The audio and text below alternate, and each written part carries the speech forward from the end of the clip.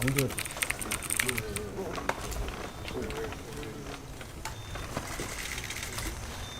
사실 이 대검찰청 예규를 좀 봤을 때 네. 선고 형량과는 무관하게 어떤 뭐 정의라든지 형평을 고려했을 때 타당성이 어느 정도 있다고 보면 항소할 수 있다는 규정이 바로 그렇죠. 이게 정의의 관점이나 형평의 관점이나 수사 과정의 문제점 봤을 때 이 판결이 그게 항소할 사유입니까?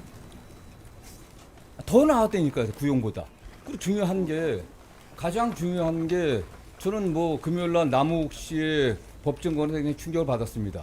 저도 이 사건에 관련해서는 뭐 쭉 처음부터 수사 개시부터 쭉 이렇게 관심 있게 지켜봤고 많은 수사 과정에서의 문제점들, 특히 불법적인 수사라든가 증인의 회유 같은 게 있었다 이런 소리를 많이 들었었는데 결국 당사자 중에 한 사람이 지금 사실은 법원에서 아주 엄청난 폭로를 한 거 아니겠습니까?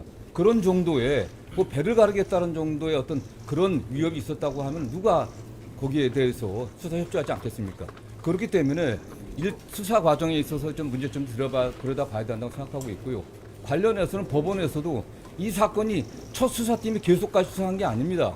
1차 수사팀이 있었고 정권이 바뀌니까 수사팀은 완전히 바꿨습니다. 그 후에 달라진 거거든요, 사실은.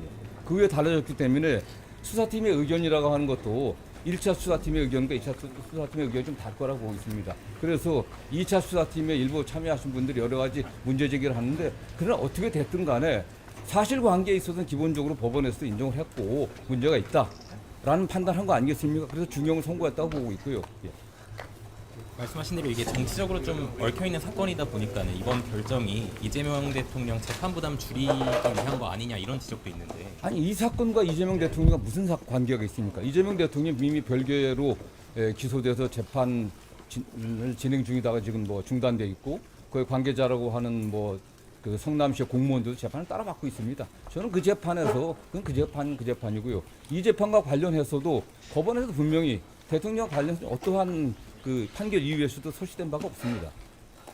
오히려 뭐 대통령을 제가 고려하고 했다면 또 다른 판단도 다른 의견도 낼 수 있었겠지만은 저는 이건 이 사건에 관련해 저의 의견은 저도 변호사를 오래 한 사람이고 또 법무부 장관으로서 책임감을 갖고 더군다나 지금 검찰이 처한 여러 현실을 고려할 때 이 사건은 우리 검찰이 여기에 매달려 계속 가는 거지.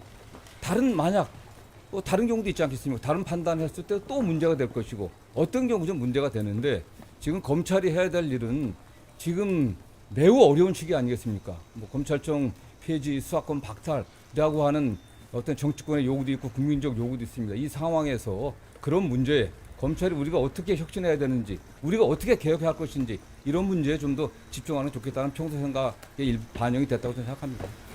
이번 사건 관련해서 중앙지검장이 사의를 표했고 그리고 또 이제 청구